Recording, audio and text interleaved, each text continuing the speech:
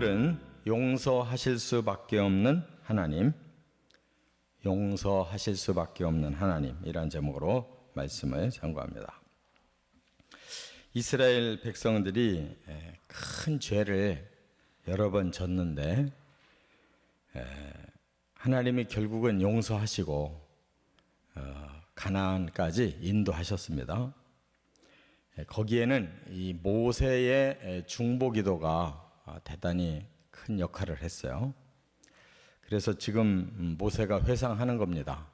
자신이 중보기도를 해서 이제 하나님이 용서하시게 된 그 중보기도 내용이 뭐였는가 하는 것을 밝혔어요.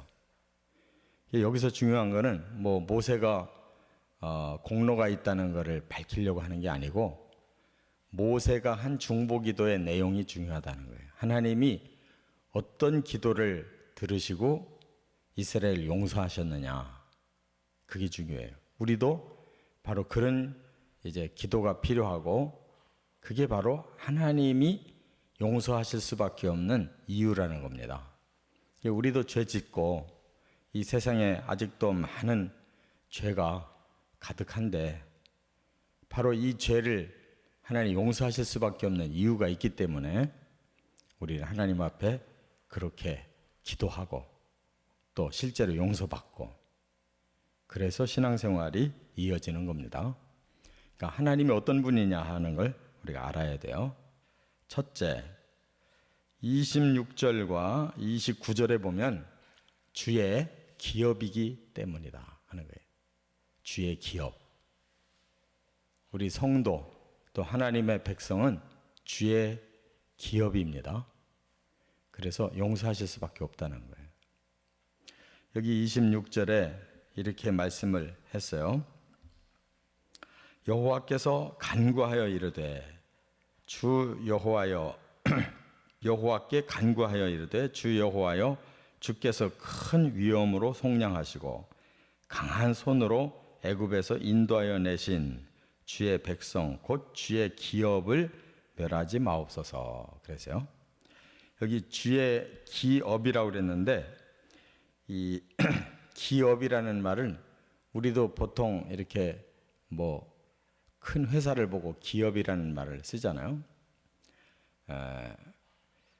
그거보다는 조금 더 깊은 의미가 있어요.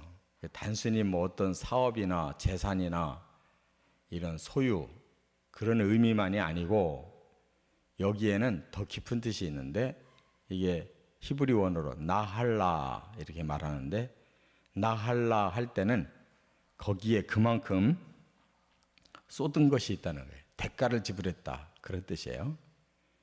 그만큼 뭔가를 쏟아서 하나님의 재산, 하나님의 소유가 됐다. 단순히 그냥 하나님이 가지고 계신 것이 아니고 대가를 지불해서 하나님이 가지게 되셨다. 그게 하나님의 백성, 하나님의 성도예요. 그럼 뭘 지불했느냐? 그 앞에 그랬죠? 속량하시고. 이 속량이라는 말이 바로 구원의 가장 중요한 핵심 원리예요. 구원이라는 것은 죄를 졌을 때 그 죄인을 살려내는 걸 구원이라고 그래요. 그 죄인을 어떻게 해야 살려내느냐? 그 죄값을 치러줘야 죄인이 사는 거예요. 우리 성도들, 하나님의 백성들은 다 우리 죄값을 하나님 대신 치러줬다는 거예요. 그래서 하나님의 소유가 됐어요. 그렇기 때문에 하나님은 우리를 버릴 수가 없다는 거예요. 죄값까지 치르고 우리를 하나님의 백성, 하나님의 자녀 삼아주셨는데 그 사랑하는 마음으로 우리를 당신의 백성 삼아놓고 쉽게 버리지 않는다는 거죠. 그래서 우리는 하나님의 그 사랑을 깨달아야 돼요. 하나님이 그냥 좋아하기만 하는 게 아니고 자기를 희생할 만큼, 자기 것을 내놓을 만큼 그렇게 우리를 사랑해서 우리를 하나님 기업으로 삼아 놓으셨기 때문에 버리지 않는다. 이 뒤에 29절에는 또 이렇게 말씀해요. 그들은 주의 큰 능력과 펴신 팔로 인도하여 내신 주의 백성 곧 주의 기업이로소이다. 하나님이 이스라엘을 구원하기 위해서 큰 능력, 표신 팔로 인도했다 하는 것은 모든 하나님의 능력을 다 쏟은 거예요, 거기에. 그러니까 하나님이 얼마나 사랑하고 얼마나 그 이스라엘을 귀하게 여겼으면 하나님의 그 전능하신 능력을 거기다 다 쏟아가지고 당신의 기업으로 삼았겠느냐. 그러니까 우리 스스로 너무 시시하게 생각하면 안 돼요. 내가 이렇게 구원받은 백성 된 거, 아니 내가 뭐 어느 날 누가 전도해서 마음이 열려서 내가 예수 믿고 내가 열심히 지금까지 신앙생활 하고 있다. 내 힘으로 된 게 아니에요. 하나님이 이렇게 사랑하셔서 죄값도 치러주시고 하나님의 온갖 능력을 다 쏟아서 우리를 구원하신 거예요. 그 사랑을 깨달으면 우리가 용서를 받습니다. 왜냐하면 하나님이 버리지 않는다는 걸 깨닫기 때문에. 두 번째 중요한 것은 27절에 보면 주의 언약 때문이다 하는 거예요. 언약. 여기 27절에 모세가 그 언약을 믿고 이렇게 기도를 해요. 주의 종 아브라함과 이삭과 야곱을 생각하사 이 백성의 완악함과 악과 죄를 보지 마옵소서. 그러죠. 현재 이스라엘은 너무 완악하고 이게 목이 곧다는 뜻과 똑같아요. 또 악과 죄를 지은 자들이지만 하나님 그들을 그 상태로만 보지 마십시오. 좀 더 근원으로 들어가면 하나님이 아브라함과 이삭과 야곱에게 언약한 자손들입니다. 그러므로 하나님 그들을 버리시면 안 됩니다 하고 모세가 기도했어요. 여기에 하나님은 꼼짝도 못하셔요. 왜냐하면 하나님이 직접 약속하셨기 때문에.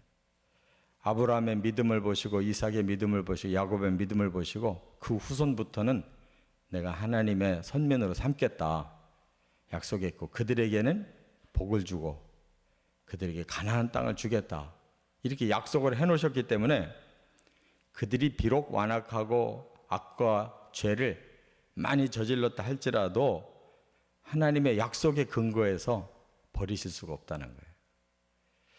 우리도 똑같은 약속이 주어져 있는데 하나님이 인류를 구원하려고 하나님의 독생자 예수님을 보내셔서 너희들의 죄값을 대신 치르게 했다. 십자가에 달려 다 희생해서 너희들 죄값 치렀으니까 믿기만 해라.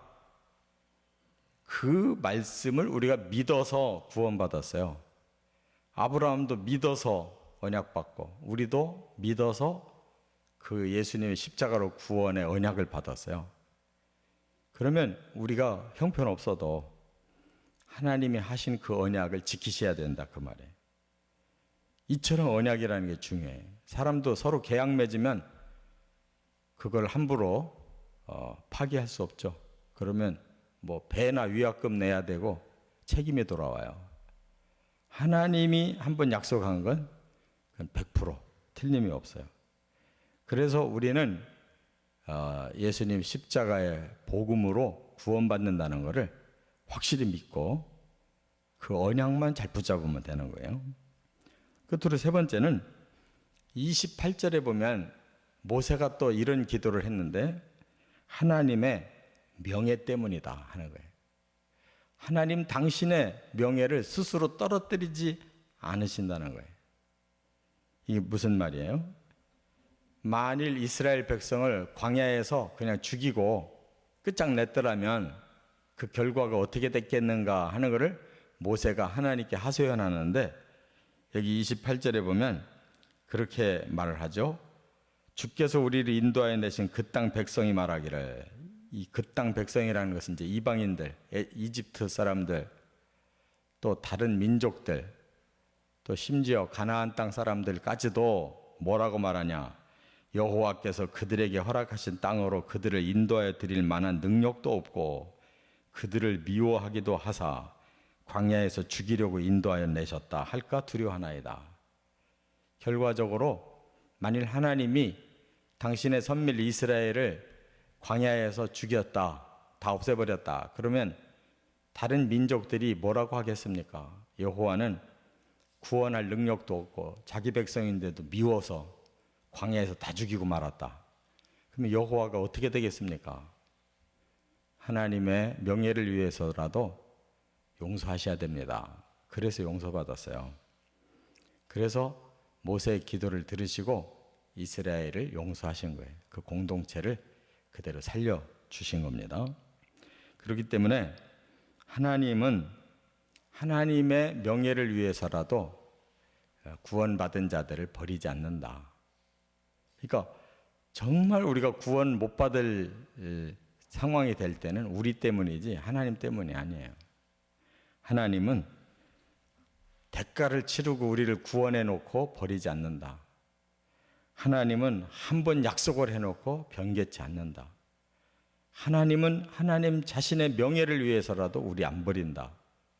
그런데도 우리가 구원 못 받는다면 그 사랑까지도 저버린 우리가 믿음이 없고 너무 악한 거예요. 그러니까 우리는 하나님의 그 사랑을 믿고 그 약속 믿고 끝까지 주님을 향해서 가기만 하면 구원은 확실히 보장됐다는 거, 이 굳센 믿음으로 천국까지 가시기를 주의 이름으로 축원합니다.